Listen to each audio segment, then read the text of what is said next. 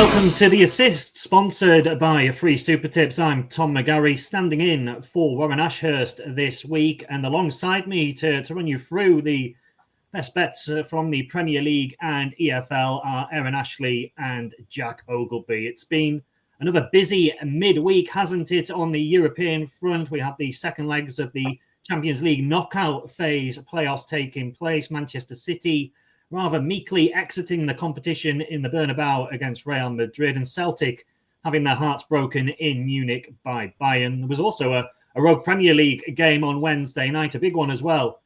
At the top of the table, leaders Liverpool, they were held to a 2-2 draw away at Aston Villa. And Liverpool formed our focus really for this week's big match. It didn't take too long to select the big match for this weekend in the Premier League. It's their trip to the Etihad Stadium to take on Manchester City. City, after that defeat to Real, they're 9-5 to win this one. The draw is 11-4. A Liverpool victory available at 13-10. Traditionally, over recent seasons, this has been a bit of a title tussle between these two sides. Still the case for Liverpool, but City off the pace, of course, at the top of the Premier League standings. Aaron, we'll come to you first. I suppose the big question coming into this one is, can City throw a spanner into the works of Liverpool's title bid? They certainly can. Of course they can. I mean, the quality still remains. I think it's just a lack of confidence at the moment for City. I mean, they're losing games they're not used to losing, and they're throwing away leads in games. That is the most alarming aspect of it. The issue we have here is obviously Liverpool. They're on a tremendous run. They've not lost away from home this season in the Premier League.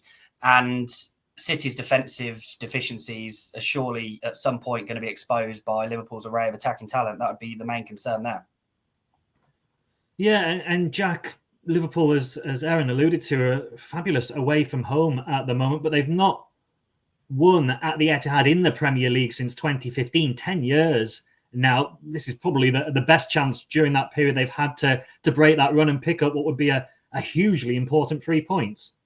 I think so. It's a bit of a weird vibe around Liverpool at the moment, isn't it? There are nerves about them, despite them being 8 points clear at the top of the league. It could be reduced, of course, by the time they kick off on Sunday. I think it's going to be an interesting tactical battle between the two managers. That opening goal for Real Madrid against Manchester City laid bare quite a lot of flaws, I thought, the citizens have at the back. And I do wonder if Arne Slot might spring a bit of a tactical surprise and play a striker, whoever it is, a bit deeper, because that will then draw the central defenders out and allow the likes of Mo Salah and whoever plays on the left-hand side space to run in behind, similar to that first goal which Mbappe scored.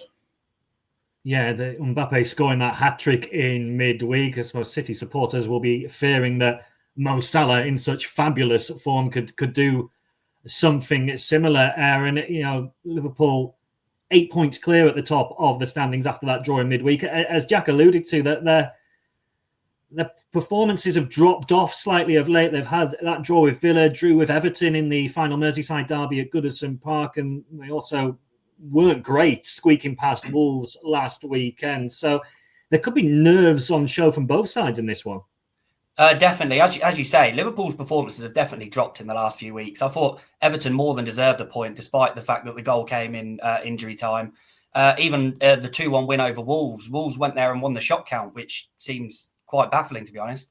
And then even in the midweek draw, the 2-2 at Aston Villa, Aston Villa had a late goal disallowed. I know Arne Slot feels that his team did enough to win that game, but at the same time, they were kind of lucky they didn't concede late on as well. Then the Núñez miss obviously is a bit of a miss, bit of a sitter there. But at the same time, their levels have definitely dropped, and you can definitely see a few nerves around the stadium as they bid to get a second league title on the board.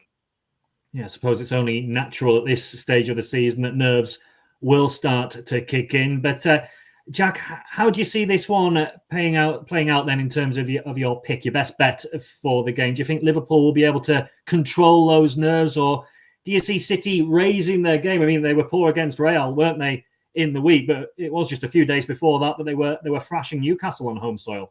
Oh, I think it's going to be such an interesting game. It will start caging, and I think it's going to really open up. City, they just can't play any other way at the moment. They just can't control the game. I know Nico Gonzalez is making a difference in midfield, but there's a lot to hang on him, and there's a few players on Wednesday night. I thought it was almost the Gary Neville moment of it's time to go now, where maybe it's the end of their time at the top level. And I think Liverpool is going to expose how open City are. I'm not going to overcomplicate things. I think it's the Reds to win a statement victory in their title push. So Jack's going for a Liverpool win. Aaron, what are you looking at?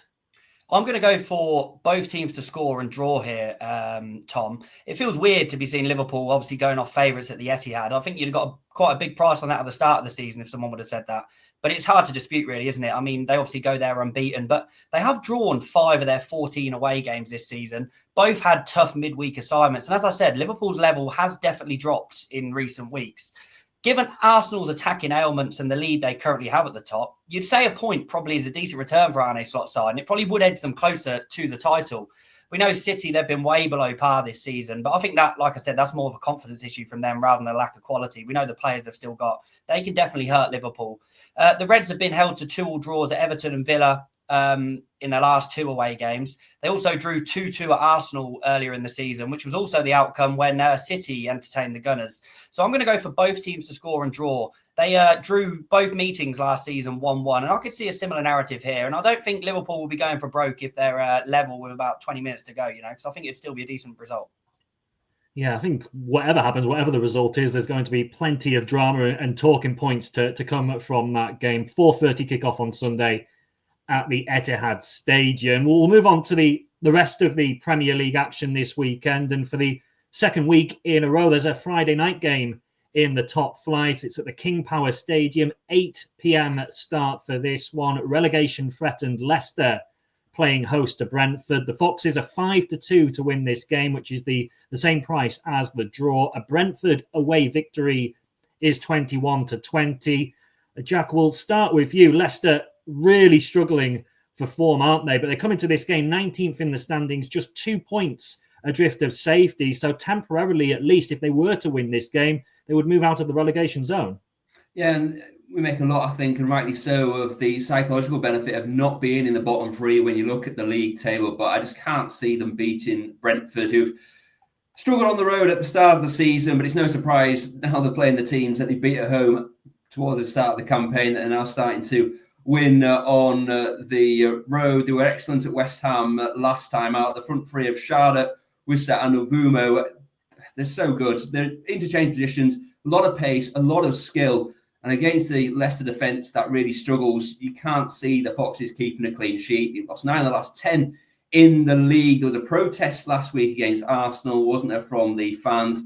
I'm not sure it's going to be too conducive an atmosphere to boost the home side. They've lost the last 5 at home. Brentford are going well. Again, I'm not going to complicate it. I think it's going to be a Brentford win. Yeah, it's got a little bit ugly, hasn't it? Pretty much all season at the King Power. The Leicester supporters weren't particularly enamoured by the appointment of Steve Cooper in the summer, former Nottingham Forest boss, of course. And then things haven't really picked up how they would like under Ruud van Nistelrooy, Aaron. And yeah, it's a difficult one. Leicester in such bad form as Jack alluded to. And Brentford seem to be improving, at least in terms of their away record. That's it, Tom. But I'm going to go for under 2.5 goals in this one. I think Leicester were far from disgraced in last weekend's 2-0 defeat at home to Arsenal. They did a lot right until the final third, where they looked completely toothless. They didn't really look like scoring. They only had 6 shots, and only 2 of those were on target. But Ruud van Nistelrooy's men, they did stand firm for 81 minutes in that contest. I know Arsenal didn't have a forward option, but I think the best way they're going to pick up points is just by staying in games, because I'm not sure other than Jamie Vardy, there looks like too many scoring threats on the pitch for those. But that was a 5th straight home league game in which they failed to score. And I'm expecting another cagey contest against Brentford, who are obviously seeking a 4th straight win on the road, having been so poor on their travels earlier in the season. The Bees have kept 3 clean sheets in 4 away games at Brighton, Southampton and West Ham. And 5 of the last 9 league games have gone under 2.5 goals. And I think Leicester, if they are to pick up a result in this, they've got to keep this tight, and they've got to play for a chance on the counter-attack, because they don't look like they have too many viable scoring options. So under 2.5 goals for me. Yeah, potentially a cagey contest to start off the Premier League weekend. Saturday's early kickoff, a 12:30 start at Goodison. It's Everton rejuvenated under David Moyes, playing host to a Manchester United team that are really anything but rejuvenated at the moment. Everton 6-4 to win the game. The draw 11-5. Manchester United victory 19-10. Aaron, did anyone see this coming when David Moyes replaced Sean Dyche? It's similar, at least at first glance, managers on paper, but Moyes has been able to get a real tune out of the team. He has, yeah. Like you said, you'd expect it to be a similar defensive approach under Moyes as it was Dyche, but it's been completely different. And there looks a lot more energy there. And I think his feel around the club, he knows what Everton are about. I think that's really helped them as well. And I think everything just looks in place for David Moyes to get one over his former employers here, Manchester United. The Toffees have picked up 13 points from the last 15 on offer, and they've drew only to Liverpool, fierce rivals Liverpool, 2-2 in that period. And Manchester United just continue to look a club in real turmoil, don't they? They've lost 6 of the last 9 league matches, and the squad is starting to look even more stretched now because you've got Kobbie Mainoo, who's joined Martinez and Ahmed Diallo on the sidelines, and Manuel Ugarte is another major doubt for this one. So they just look really, really short on numbers. When you've got like Anthony and Marcus Rashford leaving the club and really raising their level, that's just unwelcome attention for the United boss Amorim, and it's seriously difficult to see how they can arrest the slump they're in. And I expect Everton at 6-4. I think that's a really good price, actually. Yeah, so Aaron expects Everton to win this, Jack, and he mentioned there Manchester United's lack of squad depth for one reason or another. I think Victor Lindelof was the only player of any Premier League experience on the bench for that defeat at Tottenham last weekend. Are you of a similar mind? Do you think this is Everton's game for the taking? I am absolutely of a similar mind. They've lost the last 5 against Manchester United, but this is a fantastic chance to end that run. Aaron's done the work for me. They're in fantastic form. And Ruben Amorim, he actually reminds me of a former Everton boss in Marco Silva towards the end of his reign, when he was almost hiding in the dugout at times. He can't watch, can he, the Portuguese boss at the moment? I'd try to be more poetic, but they're an absolute mess at the Red Devils. No one quite knows what's happening on and off the field. You said, did we think that David Moyes would oversee such an improvement when he took over at Everton? He did something similar at West Ham, but I thought it was also inevitable. Man United should have stuck with David Moyes, because what's happened going through managers over and over again is exactly what happens to all clubs. Once a stalwart like Sir Alex Ferguson leaves, you've got a totally mismatched squad put together by different managers. Half of them are injured, half of them on loan. It's just a total mess. I'm going for Everton to win. Again, there's no point complicating things. I think it's a fantastic opportunity for Moyes' men. Yeah, he might have a little smile if Everton do win that game to himself on Saturday evening, David Moyes, against his former club. There's 5 games at 3:00 in the Premier League on Saturday as well. We'll begin with the match at the Vitality. This, to me, still sounds really strange to say, but Champions League chasing Bournemouth. They're the home team up against the Wolves side fighting to keep their heads above water at the other end of the table. Bournemouth, heavy favourites at 8-13 to win the match. The draw, 16-5. Wolves as big as 4-1. Aaron, Bournemouth, 1 defeat in 15 across all competitions. And Only Iraola, arguably the manager of the season so far. Can you see Wolves doing something to disrupt what Bournemouth are building? It's really difficult to see, but I really don't think Wolves are anywhere near as bad as the league table implies. I mean, this obviously looks a daunting trip for them on the back of 5 defeats in 6 against the Bournemouth side, as you say, and now dreaming of a top 4 finish. But at the same time, Wolves, they played with serious credit at Anfield the other day in that 2-1 defeat. And while you have players like Matheus Cunha on the pitch, you can always cause problems for anyone. And they won the shot count at Anfield, and I could see this turned into a bit of a shootout. And I'm going to go for over 3.5 goals at 6-4.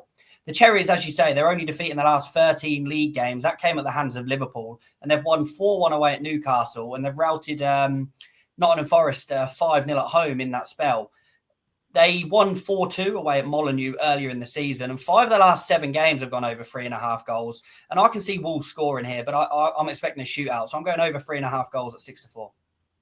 Yeah, Jack, Aaron mentioned Matheus Cunha, who arguably the best player out of those bottom 4 clubs in the Premier League. Maybe Liam Delap at Ipswich might have something to say about that. But do you think Wolves will have enough about them collectively to get the better of Bournemouth?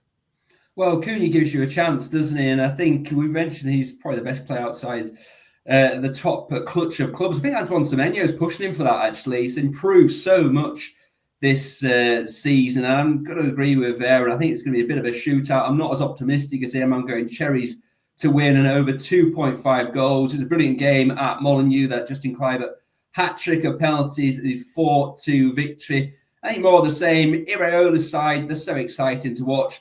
I don't think Wolves are as bad as the table suggests. I think they're going to probably stay up with quite a lot to spare. It's a good chance to see maybe a battle, it's probably unfair to say, to be Liverpool's fourth choice forward next season between Semenyo and Cunha. Both are good odds to score. They both could do it. I think the Cherries are going to have the edge in an entertaining game. Yeah, it could be very entertaining, attacking prowess at both ends of the field, which takes us on to one of the other 3 o'clock kickoffs at the Emirates Stadium, a London derby between Arsenal and West Ham. Arsenal 27-100 to win this one. The draw's 5-1. West Ham 9-1 outsiders. And Aaron, speaking about attacking firepower as we were, Mikel Merino was the auxiliary centre forward, the hero for Arsenal against Leicester last week. He was channeling his inner Paul Warhurst, which I know the guy spoke about on last week's pod. And is Merino the man to deliver and help Arsenal get another victory in this one? It's a difficult one to answer because there was obviously a clear lack of focal point last week at Leicester. Having no Kai Havertz, no Gabriel Jesus, it was evident that Leandro Trossard, he struggled a little bit in that role. He kept finding himself drifting into wide areas. And as a result, Arsenal became a little bit one-dimensional. And obviously it did come from a cross in the end, the breakthrough goal. But they still got the job done. And I expect a similar outcome against West Ham here. So I'm going to Arsenal to win and under 3.5 goals. The 2-0 victory at the King Power did take Arsenal's unbeaten run in the league to 15, and defensive discipline remains their strong point. They've kept 4 clean sheets in 7 games, and 6 of their last 10 wins have featured 3 or fewer goals. It's hard to see how West Ham can break them down at the Emirates. But at the same time, they can stand resolute, and you expect Arsenal to be frustrated. The amount of attacking players they're missing, obviously no Havertz, no Jesus, Martinelli's still a little bit away, I believe, and Saka, of course, as well, the star man. West Ham's 1-0 loss at Brentford last weekend was a third loss in 4 for those. And each of those matches went under 2.5 goals. So I'm expecting Arsenal to find a way in what probably is going to be a fiercely contested London derby. Yeah, you have a similar mindset, Jack. West Ham, they haven't really had that new manager bounce that they were looking for under Graham Potter. No, they haven't, but you look for positives on both sides when you're picking out your tips. And Graham Potter's having a quite strangely good record at the Emirates. He's won 3 of his 4 visits as a coach there. The 5-2 win for Arsenal at London Stadium earlier in the season seems a long time ago, as does West Ham's 2-0 win in this fixture a couple of Christmases ago as well. But then Arsenal won 6-0 at the London Stadium later last season. I don't think it's going to be as exciting, I have to say. I think it's going to be Arsenal under 2.5 goals. It's 9-4 that stood out to me. The Gunners have won 37 Premier League matches against West Ham. Only Everton have lost to them more in the Premier League. And it's such a strange vibe around them. I know they've got injuries and they dropped off in the title race, but they are unbeaten in 15 in the league, which is pretty good going. They're not as good as they are, or as good as they were, I think, which is a strange thing to say considering the record. But grinding out results is a good thing to do, isn't it? Mikel Merino, he's had a strange spell. I thought he was going to be the perfect man for that inverted midfielder come left-back role, actually, when they signed him. I thought that was going to be his position, but brilliant in the air. He scored a great goal for Spain at the Euros against Germany, a great header. Will he start up front? I'm not quite sure, but he's always a threat. And I think it's going to be a grinding victory for Arsenal. Yeah, may not be a classic, but should help Arsenal and get 3 points, which would put the pressure on Liverpool ahead of Sunday's big game. Another of the 3 p.m. kickoffs, another London derby as well. Fulham against Crystal Palace. Fulham 21-20 to win this game. The draw 12-5 and a Palace victory at 27-10. Fulham 3 wins in 4 in the Premier League. Palace 4 wins in a row away from home across all competitions. Jack, we'll start with you. These are 2 interesting sides. They are very interesting sides and seem to be putting runs together. Palace lost to Everton last time out, but they have generally struggled at home, and they're a team that are really set up nicely to produce on the road. You mentioned the recent run, but you can extend that out to 1 defeat in their last 11 in all competitions in away games. They're not conceding their last 5 away matches, winning their 4 most recent of those, all by a 2-0 scoreline. Yeah, Fulham beat Forest last time out. They're looking to do the first double over the Eagles since 2001 season, which is a long time ago. They're unbeaten in 7 London derbies at home as well. But Yeah, Palace, there's just something about them at the moment. The price is fantastic. I fancy Oliver Glasner's side to get the edge over their London rivals, especially with Jean-Philippe Mateta in such good form. Yeah, Aaron Jack likes Jean-Philippe Mateta at the moment. For Fulham, Adama Traore was fabulous against Nottingham Forest last weekend. One of my favourite players in the Premier League to watch when he's on song. And how do you see this game panning out? This is a really tricky game to call here. I'm going to go for both teams to score at 3-4. Back-to-back 2-1 wins over Newcastle and Forest have renewed Fulham's hope in their bid for European qualification. But Palace, they're unbeaten in 8 away league games, and they're proving really tough to beat on the road at the moment. They're set up to frustrate and do you on the counter-attack. The Cottagers don't really deal in clean sheets. There are only 2 shutouts in 14 league games since that 2-0 win at Selhurst Park in November, come against Southampton and Leicester. But their attacking talent really does speak for itself, and they're quite strong at home, you know. Both teams have scored in 11 of Fulham's last 13 home league games this season, and I expect this one to follow suit because Palace will be suited to playing on the counter-attack, and you expect them to get chances too.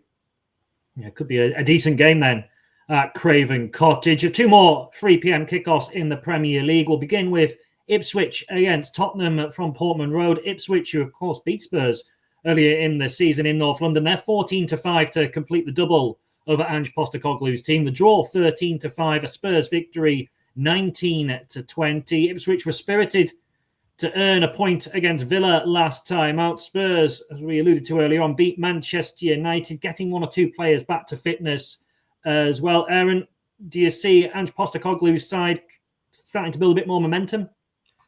Of course, there's improvements. I mean, they've had so many injuries this season that it's kind of can be expected. And these players coming back are only going to help, aren't they? But it'd be very like Spurs to slip up at Ipswich following wins to 0 over Brentford and Manchester United. And it really wouldn't surprise me. So I'm going to go for both teams to score an over 2.5 goals at 4-5. Ipswich won 2-1 at Tottenham in November. And they also have a home win over Chelsea to their name this season. They did score in defeat against Liverpool at Anfield as well. The Tractor Boys, they snapped a 4-game losing streak with that 1-1 draw at Villa last weekend.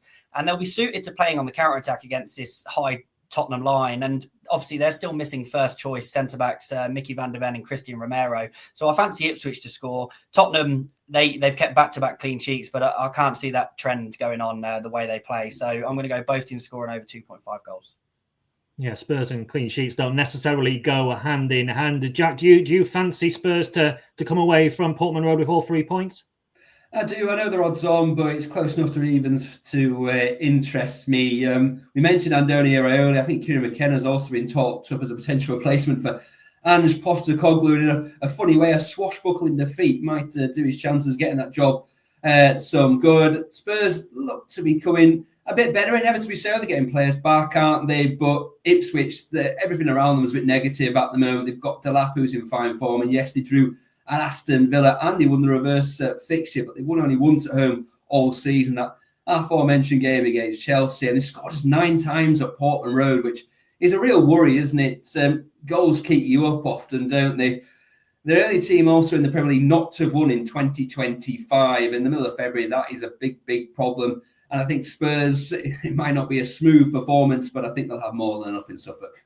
Yeah, it could be a good day then for Spurs. The final 3 p.m. kickoff, a South Coast derby, Southampton against Brighton. The Saints rock bottom of the standings, 9-2 to win this one. The draw 3-1, and Brighton fresh from those back-to-back victories in League and Cup against Chelsea. There 3-5. Jack, do you think Brighton, after that 7-0 defeat in their last away game against Nottingham Forest, do you think they've now suitably recovered? Yeah, it feels like that was a bit of a shot in the arm for Brighton, really. They just seem to be getting back to the type of form we saw at the start of the season. Admittedly, playing Chelsea at home is the ticket everybody wants at the moment. Might hear a bit more about that later. They're unbeaten in each of the 6 games at St Mary's as well. And yeah, Saints have lost 7 at home the last 7 games, including 3-1 against Bournemouth recently. It's something similar feels inevitable to me. I think it's Brighton win. Both teams to score. If you're looking for something else as well, maybe Yankuba Minter is worth looking at to score or assist. His brace against Chelsea means he's 3 goals and assists in his last 4 games. But Fabian Hurtzler may not even select him in the matchday squad the way he rotates his squad at times. Yeah, Aaron, Jack fancies Brighton, and it is very difficult to make a case for anything other than an away victory. Yeah, I'm going for Brighton to win and over 2.5 goals. I mean, Southampton, I think they have showed improved signs under manager Ivan Juric, but they've still lost 20 of their 25 league games this season. That's 7 in a row at home, and it's just a little bit too little, too late. I mean, I hope they stay with him next season because I do think they have been playing some much better football in recent weeks. Brighton, though, they've responded well to that 7-0 capitulation at Forest. They've won both in League and Cup against Chelsea, and I expect them to have too much quality for the Saints. But that said, both teams have scored in 6 of Southampton's last 7 league matches, so I'm expecting maybe a high-scoring victory for the Seagulls, who have only 1 clean sheet in 9 away league games. We'll whisper it quietly for Southampton supporters, but they are still just 2 points short of Derby's all-time Premier League low points tally, but yeah, we'll keep that one brief. Aston Villa against Chelsea is the 5:30 game in the Premier League on Saturday. Villa, after that draw with Liverpool on Wednesday night, they're 17-10 for the victory. The draw 12-5. Chelsea 31-20. I suppose, Aaron, coming into this game, these two sides neither are in particularly good form in terms of getting victories. No, that is correct, Tom. But had it not been for midweek's 2-2 draw with Liverpool, I'd be really sweet on Villa. But at the same time, I'm still happy to take them on the draw no bet at 10-11. I mean, January's reinforcements should allow Emery to shake things up if he wishes. And this looks a great time to be facing Chelsea after their latest 3-0 defeat at Brighton. I mean, Enzo Maresca's side, they've now failed to win in any of their last 6 away games in all competitions. They've lost 5 of those matches. And they really look to be lacking fluidity to me. I mean, with Nicholas Jackson injured, they can look devoid of ideas, and Madueke limped off early at the Amex in that defeat to Brighton, and that puts a lot of pressure on Cole Palmer's shoulders, who you can see he's starting to get a little bit frustrated with his teammates. He's shooting a lot from distance, like even more so than usual. I think he had 7 shots against West Ham, and he just shows there's a lot of pressure on him to deliver at the moment with the way Chelsea are performing. Villa, they're unbeaten in 13 home league games, and I think they look by far the most likely winners in this contest, so I'll take them on the draw no bet. Yeah, Villa really good on a home soil. Chelsea, no win since early December in the Premier League on their travels. Jack, are you seeing it as a home win as well? Yeah, I'm all over Villa to win this. As we mentioned, Chelsea, they're dreadful on the road. They failed to win their last 6. They have a good record at Villa Park. Villa have only won 2 of the last 11 meetings, but I just can't trust Chelsea at the moment. We thought they might be potential Premier League title challengers, but managers keep bemoaning a lack of time on the training ground with their players, but it seems to be working in the opposite direction for the likes of Amorim and Enzo Maresca, who's edging close to potential job casualty in the summer. His team are starting to look a bit like Leicester last term, where they started quite free-flowing in the summer, and then as the season gone on, got a bit stodgy. Yeah, they just don't seem to have any flow. They don't have a recognised striker. I thought Villa were really entertaining against Liverpool. Not exactly great goals. Yuri Tielemans was fantastic to watch with the 4 headers before it and then a fantastic finish. But both Liverpool's goals were also, I thought, avoidable. But they are good at home. They score a lot of goals. They're unbeaten at home as well in all comps since October. Some big Champions League wins in that time as well. I expect them just to have too much for a Chelsea side, lacking confidence, lacking fluidity, and lacking direction. Just the 2 games then in the Premier League on Sunday. We've already spoken about the one at the Etihad, the early kickoff at 2 p.m.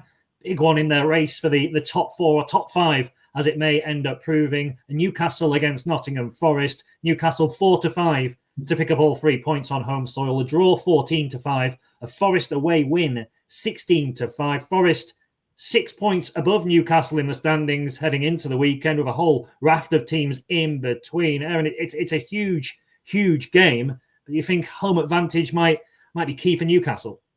I do. I think this is the time to catch Newcastle. A massive home game, packed out St. James's Park, all the supporters beard up and up for it. I can just see them getting the job done here. I think the Magpies, they've obviously, the 2 of their best performances at home were in wins against Arsenal and Aston Villa. They've also held Liverpool and Man City to score draws at home. And it seems to be in these big games, that's when they really turn up, especially on home soil. They'll see Forest as a chief threat for European qualification. They'll think that they can still leapfrog them in the table at some point soon.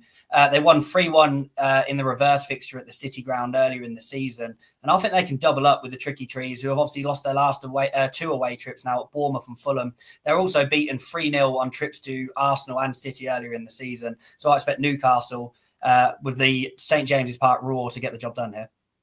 And if they do win Newcastle, Jack, then that would really open up the top four battle even more than it already is.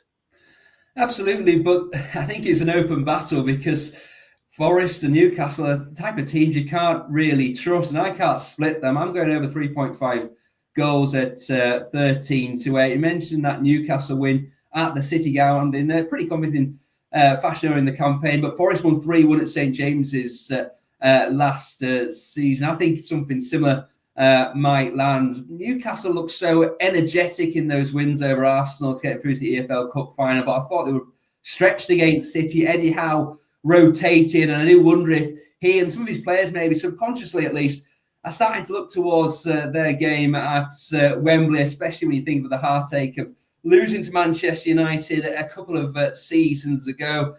Forest, they have been a bit inconsistent on the road, losing their last two away from home, but always seem to score. And I think over 3.5 goals is a really good price, a nice way to go. It's landed in Newcastle's last two and Forest's last four. And Aaron mentioned the atmosphere at St James's. That's conducive to entertaining football. It's going to be an open game, I think, and plenty of goals to be shared around. Yeah, hopefully so. That rounds off our Premier League preview then. And next up, we're going to focus on the EFL. Do you want football free bets? All the best offers from your favourite bookmakers can be found in one place. Check out racingpost.com/free-bets to find out more. Racing Post, stay ahead of the field.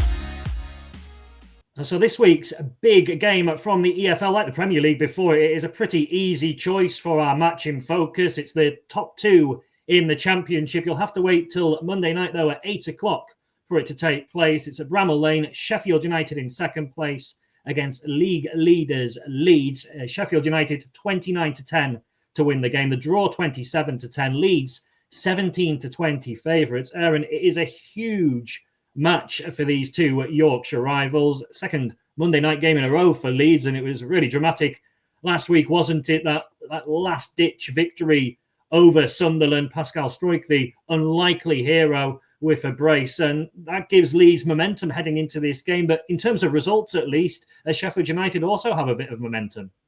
Yeah, definitely. I mean, it feels quite strange that there are only 2 points between these sides at the top of the Championship, as I actually feel the gulf between the pair is much greater than that. And I think it goes to show what an excellent job Chris Wilde has done on his Bramall Lane return. Leeds, I think, have a much deeper squad, far more match winners over the field. And I think they can start to stamp their authority on the title race now with victory at Bramall Lane. They're available at 10-11, and I think that represents still a fair price. They're unbeaten in 15, and I know Sheffield United are on a 4-game winning run, but they've been pretty fortuitous in 3 of those wins. They were 1-goal victories over Derby, Portsmouth and Luton. And the shot stats suggested they were far closer contest than maybe the result, how it ended. Sheffield United, they were soundly beaten 2-0 at Elland Road in October. And that was a game they failed to register a shot on target in. And you'd have to say Leeds have really upped their level since then. They've won 14 of the last 19 league games, and they've conceded only once in the last 7 matches. So I think Leeds, going from strength to strength, can get the job done here. Burnley, they were 2-0 winners at Bramall Lane on Boxing Day. And Sheffield United, they've also been beaten away at Sunderland, which suggested they have struggled against some of their title rivals this season. And I think the Blades are just bumping into a side that may be a little bit too strong for them. So I suppose in terms of the Championship promotion race as a whole, you're fancying Leeds for victory in this game. You see Leeds as the standout team that will go on to win the division. And if you do, what about Sheffield United? Are they good enough to hang on to second place and into the weekend, 5 clear of Burnley, 8 ahead of Sunderland? Do you see one of those two teams perhaps leapfrogging the Blades? There's potential for Burnley, definitely. I mean, obviously, the problem with Burnley is they haven't been scoring enough goals. It's as simple as that. I mean, defensively, they're the most resolute in England as it stands. The amount of clean sheets they keep, but they're just too many 0-0 draws for them. So I think Sheffield United, they may have enough to get on over the line into second, even with defeat here, just because they're pretty good at collecting points against the lesser lights. And I think that is going to be enough to see them through. It could potentially then this fixture be a Premier League clash next term. That's our match in focus in the EFL. Aaron, you've also got an EFL treble to talk us through. You picked out one game apiece from the Championship, League One and League Two. Do you want to start with your Championship selection? Yeah, my first selection is Portsmouth draw no bet, 8-11 at home to QPR. Back-to-back wins over Cardiff and Oxford have seen Portsmouth move 7 points clear of the Championship relegation zone, and I think they can ease any drop fears even further with victory over QPR. Fratton Park has become a bit of a fortress for Pompey since the start of November. They've won 7 of the last 10 home league games, and they've scored 3 or more in 5 of those victories. They've lost only once in that period, which was a 1-0 defeat to Millwall. They've kept 4 clean sheets, and QPR have won only 4 of their 16 away league games this season, and all of those victories came against bottom 5 clubs. So I expect Portsmouth with home advantage to get the job done. Yeah, it's been a real fortress, hasn't it, Fratton Park, this season for Pompey. Your League One selection, I'm guessing you're not fancying much of a new or returning manager bounce for Cambridge United. Yeah, as you say, Neil Harris has been appointed as Cambridge manager in a last gasp attempt to secure survival, but I think it's a little bit too late for them. I mean, after a brief blip in December and early January, Stockport have really got their League One promotion aspirations back on track. They've took 19 points from the last 21 available, and I expect them to have too much class for the basement boys of League One. The Hatters, they've won on 3 of the last 4 away trips at Reading, Leyton Orient and Wigan. And in Cambridge, they face a side that are now 8 points adrift of safety following a run of just 2 wins in 19 league games. Cambridge were beaten 1-0 at home to Exeter last week. And that looks a missed opportunity as the Grecians headed there without a win in 8 and had lost 6 of those matches. Stockport, they're only 6 points off Wickham in second. They'll think they can still get automatic promotion. And I expect them to have too much quality and too much confidence for Cambridge. Yeah, Stockport pushing for back-to-back promotion. So you fancy them to win away at Cambridge. You've gone for an away selection as well in League Two. That's it, yeah. Finally in League Two, Doncaster, they sit third. I think they can maintain their automatic promotion hopes with victory at an ailing Accrington, who are winless in 5, and they're only 4 points above the drop now.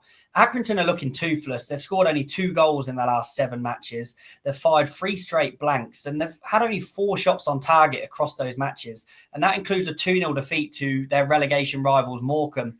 There've been a few bumps in the road for Donny recently, but they have won 5 of the last 7 league matches, and 1 goal may be enough to land the spoils at Accrington, who's, as I said, they're struggling to create chances. They're struggling to score goals, and they've won only 1 of the last 8. Yeah, so there's Aaron's EFL selections. Just to run you through them again. Portsmouth draw no bet at home to QPR in the Championship in League One. Stockport to win away at struggling Cambridge, and likewise in League Two, Doncaster to claim an away victory at Accrington. So that's the EFL selections for this week. And Jack, will come to you now for your bet builder from the Premier League. And you're looking at, again, we've already spoken about, and one that could be pretty entertaining at the Vitality Stadium. Yeah, we're going to head down to the Vitality for this game. I've already mentioned I fancy Bournemouth to win. They beat Wolves in a fun match back in November. They're going so well. I read earlier this week the club are, quote, working overtime to get Andoni Iraola tied down to a new contract. And I think he's key to their progress so far and any sort of progress they have going into the future. I think Vitor Pereira as well has done a decent job at Wolves, and the table doesn't really reflect how good they've been. They were so good again at Liverpool. Didn't quite get the result. It might be a similar story on Saturday. It sounds weird to say, but in current form, the Cherries play with more courage than the Reds, don't they? And I expect them to keep coming and grind the visitors down in an entertaining fixture. I've also mentioned Semenyo earlier in the pod. Only 2 players have carried the ball more meters than him in this season's Premier League. He likes a dribble and a shot, and I fancy him to score in the anytime market. He scored 4 goals in his last 7 outings. Is arguably the most improved player in this season's top flight.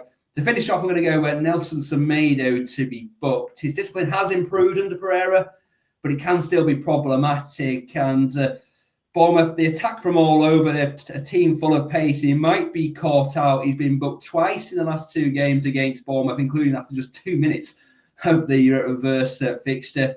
The tackles could be flying around. He looks good to receive. his 8th league yellow of the campaign. So a Bournemouth win, Semenyo to score any time, and Semedo to be booked. That comes in at around 12-1. Yeah, it sounds interesting given Bournemouth's impressive form. You mentioned Semenyo, and it could be a bit of a direct battle between him and Nelson Semedo across the piece. But yeah, that's your bet builder for the weekend's action. You've also got a couple of prop shop bets for us as well.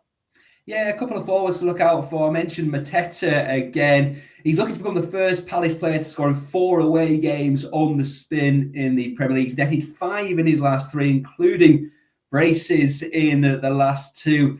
He's back in the mood after a fantastic end to last season. And when he's feeling so confident, he's almost unplayable.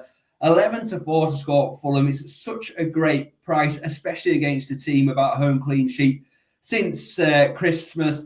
I also really like Danny Welbeck to score or assist at Southampton. That's 21-20. He had 2 assists against Chelsea last Friday. He's never been super prolific, has he? But he's keeping João Pedro out the side at the moment. And I think his link play is a big part of recent improvements that Brighton have made.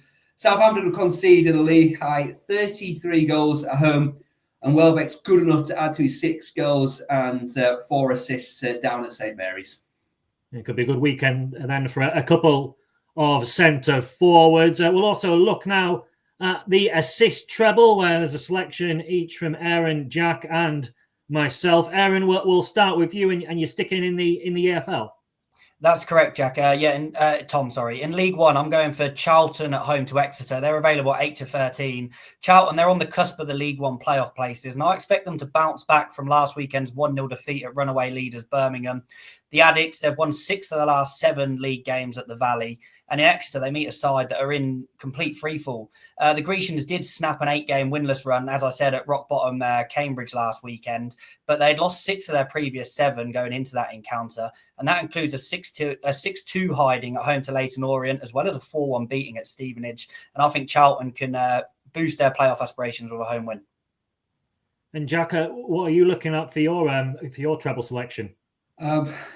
Hopefully, I'm going to get a lot of love from the Palace fans after this, because I'm going for them again. I think they're so perfectly set up to thrive on the road. They have got that wonderful record. They are a better team away from home than they are at Selhurst Park. It must be frustrating for the fans, but Oliver Glasner with that 3-4-2-1 formation makes his team difficult to beat. Fulham's defensive record doesn't impress me. I have been impressed by Marco Silva's side at times, but I think against a team that presses high and with plenty of pace, they could struggle. Yeah, Fulham, they look vulnerable to me. Palace, maybe I'm just being drawn in by the price, but I really fancy them at Craven Cottage.